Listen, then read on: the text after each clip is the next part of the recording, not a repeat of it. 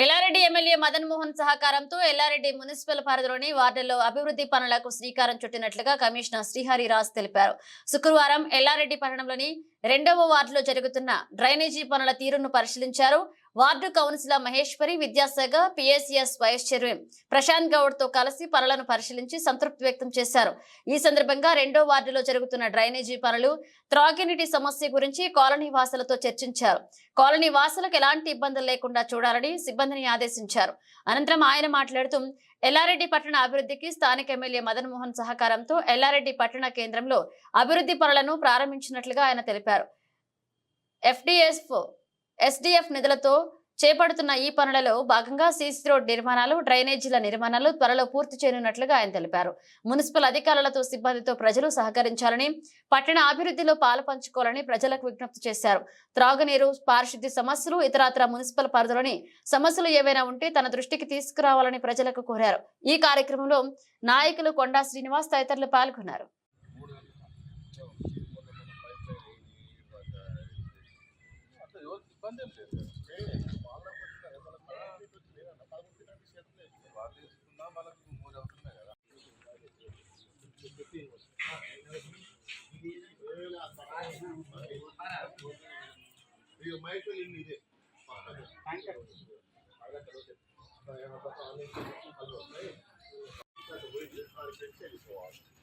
దాన్ని ఇమీడియట్లీ మనం బయట పెంచాలి. ఆ వాళ్ళ ఇల్లు ఉంటుందో ఆ మెట్ల కార్కినే చూసుకొని ఈ మాల వేయించాలి.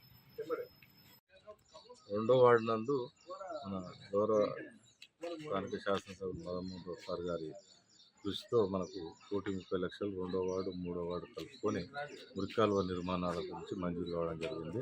మనం ఈ మధ్యనే సార్ ఫౌండేషన్ కూడా వేసుకోవడం జరిగింది. వర్క్ స్టార్ట్ అయింది.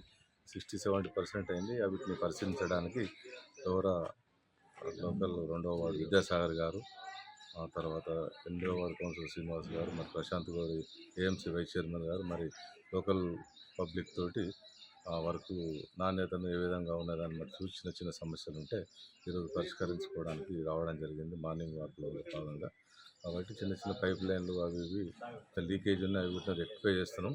అలాగే వార్డ్స్ పబ్లిక్ కూడా కొంచెం కౌన్సిలర్ గారితో సహకరించి అటు నిర్మాణానికి ఆటంకం కాకుండా కొన్ని నా జాగా నీ జాగా సమస్యలు ఉన్నాయి. దాన్ని కొంచెం పెద్ద మనసుతో దాని గురించి ఆలోచించకుండా అందరం కలిసికట్టుగా మనకు డెవలప్మెంట్ కోసం వచ్చిన మూడు కాబట్టి ఎలాంటి ఆటంకాలు వచ్చినా వాళ్ళు కూర్చొని మాట్లాడుకొని పని ఆపకుండా చూసుకుంటూ సహకరిస్తారని కోరుతాను.